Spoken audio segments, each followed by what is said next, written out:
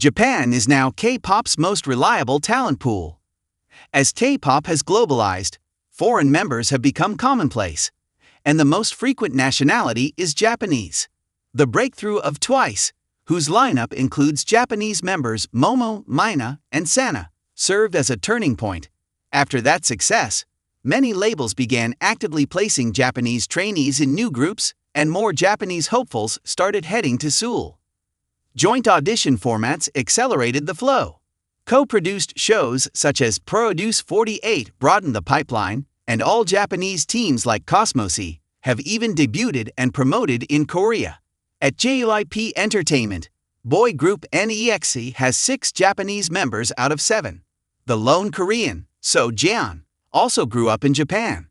While K-pop rosters include many nationalities, Western passport members are often Korean diaspora, and the recent uptick of Southeast Asian members tends to align with market strategy in those countries. Chinese members are also rising through programs like Boys Planet 2, but considering China's population, their share still feels comparatively small. Outside Korea, Japan is effectively the only case where single nationality, non-Korean, lineups are operating in Korea as K-pop groups, with Cosmosi a current example. The trend extends beyond idol pop. Through MBN's Korea-Japan Top 10 show, performers such as Yuta Gokoro, Rihanna Sumida, and Eiko Sumida debuted in Trot. Met's boy band competition Steel Heart Club features Japanese contestants Masha, Hajiwa, Ki 10, and Kazuki.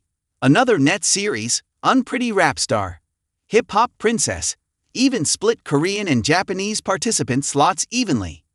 A veteran operator in Japan's K-pop business, identified here as A, cites demand first. Its popularity. When something's hot, people flock to it. He also explains why Japan specifically feeds the pipeline.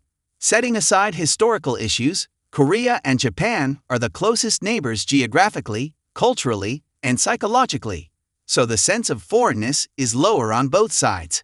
Japan's population is roughly triple Korea's, which means a larger talent pool and more applicants. On China, he notes constraints.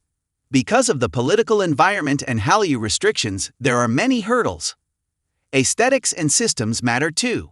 Among young Japanese, says, there's a strong sense that Korean things are sleek and cool. With the 48 group system and the old Johnny's model dominating for so long, an idol stereotype hardened in Japan. K-pop looks more varied in genre, performance, and visuals, so more Japanese kids aspire to that and apply, pushing them toward Korea. There are practical incentives. Korean agencies generally settle earnings through revenue share, while many Japanese companies still use salary contracts. Under a salary, income can be capped even after major success. With K-pop's worldwide reach, the upside for a hit act is often larger via a Korean label. Japan's music market is big, says, but much of it is domestic. For global activity, K-pop has the edge, so working under a Korean company can be more advantageous. Japan's scene is also adapting. The Japan-formed group JO1, launched via the local Produce 101, operates with K-pop-style music and systems. Their annual sales have been reported at about $67 million USD. Girl group Haein is likewise frequently described as heavily K-pop influenced. According to A, the rise of such acts suggests Japanese stakeholders are tweaking models in part to keep talent from leaving for Korea.